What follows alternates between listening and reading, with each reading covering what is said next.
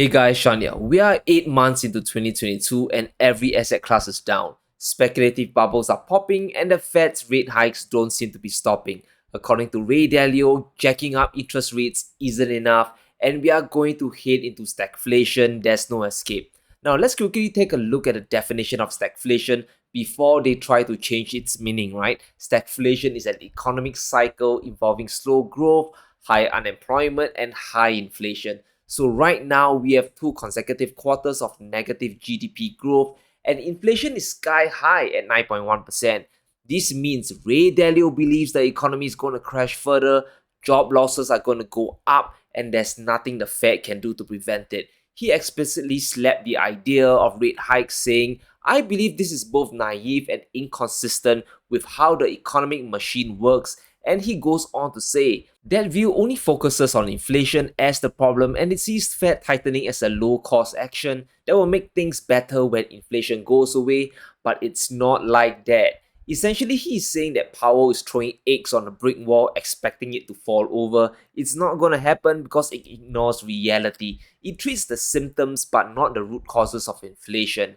And we are going to examine Ray Dalio's view seriously because if it comes true, we'll be trapped in a stagflation hell, people will start losing their jobs, asset prices will come crashing down, and our purchasing power will start evaporating into thin air. And right now, everyone is focused on if the Fed will hike or not, if the Fed will combat inflation by raising rates, or if they will do nothing and watch inflation burn our wallets. But few of us consider the possibility of what if the Fed's rate hikes don't work?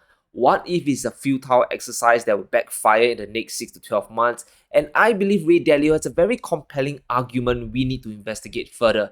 It's getting murkier where to put our money, holding cash is painful, stocks are collapsing, and even gold isn't doing much hedging today. Are hard assets like precious metals a good buy going forward? Is real estate the answer? How about stocks?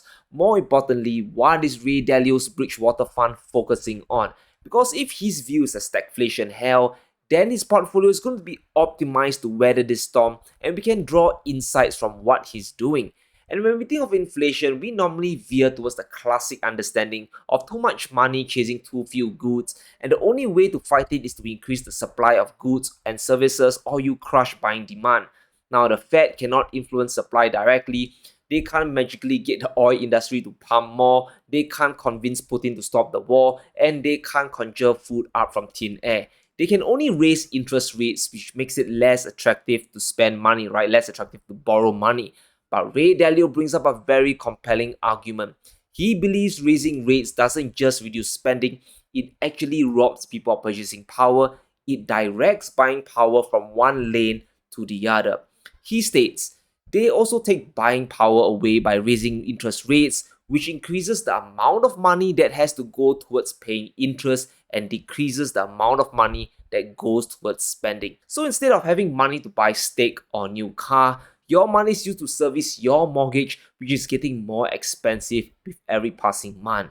And this means people will be spending less and the standard of living goes down. It's a very simple argument, but this sums up the predicament the average Joe is facing, right? Savings are crashing all the way to an all-time low of 5.1%, and this spells doom for consumer spending, especially as we move towards the Christmas season.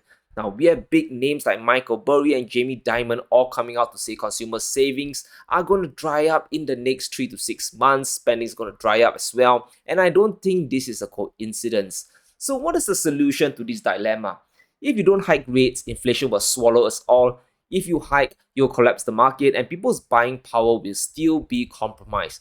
Now, Ray Dalio believes the only way to solve this is to raise productivity, which means producing more stuff, and central banks don't solve that. According to him, central banks are culprits of creating market cycles by injecting money to the system that artificially creates unsustainable demand for goods, services, and assets. And this demand will eventually crash and money will have to be paid back. And he tells us, whenever these depressing periods of paying back becomes too depressing, central banks typically provide another and even bigger dose of stimulation, which is exactly what we have seen in 2008 and 2020, right?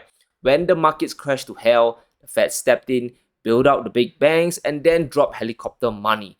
And when there's too much money being borrowed and money owned, this is a problem during payback time, right? All it takes is enough people to default on the loans, and then the entire house of cards will start to come crashing down. And that means as long as the Fed is around, we'll always face this situation or economic cycle, this BS game of inflation, deflation, and then reinflation again will never end. And unfortunately, there isn't a painless solution to this crisis. There's no good ending, there's no secret ending to be unlocked. There will be pain, and Ray Dalio believes the Fed will chart a middle course in the form of stagflation. They will hike rates here and there. They won't go all the way to crush inflation, and they won't ease rates and cause hyperinflation as well.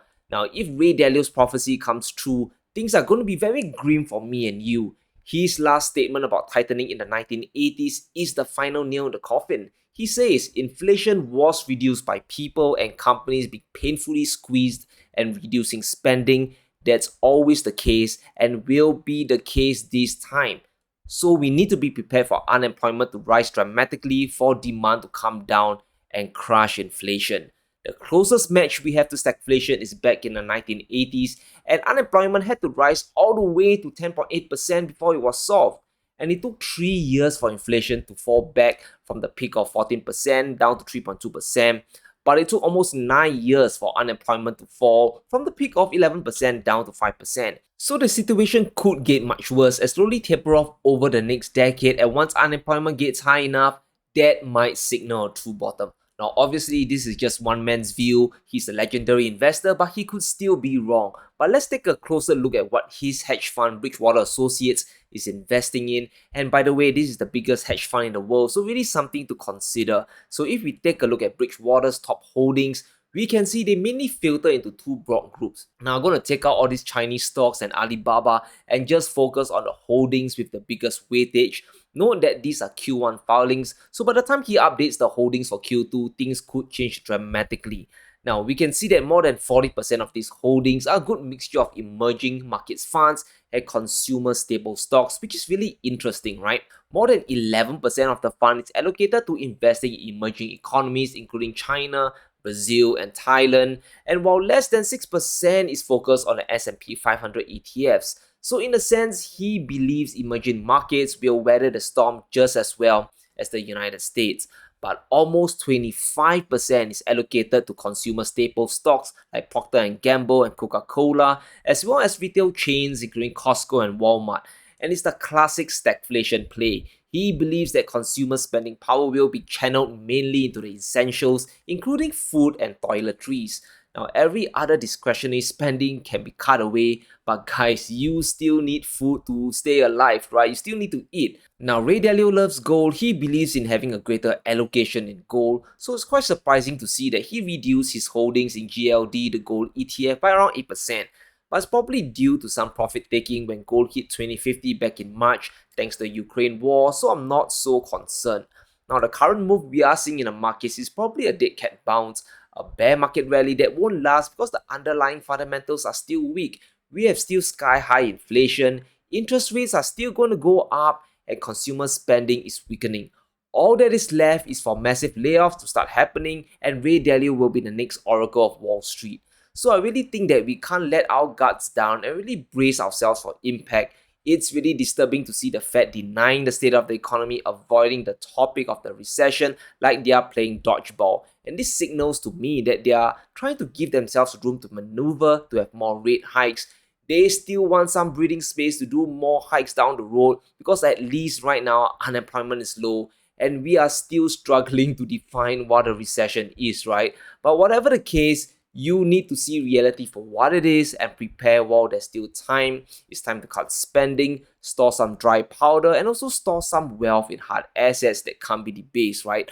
Holding some cash also isn't a bad idea if assets are going to continue to crash, because in a stagflation, there is truly nowhere to hide. So let me know what you think. Is Ray Dalio on point, or is he too doom and gloom and we are already at the bottom and things are going to recover? Let me know in the comments below. Stay safe, be sure to smash the like button and subscribe as we navigate through this recession. Thank you guys for watching, and I'll see you soon.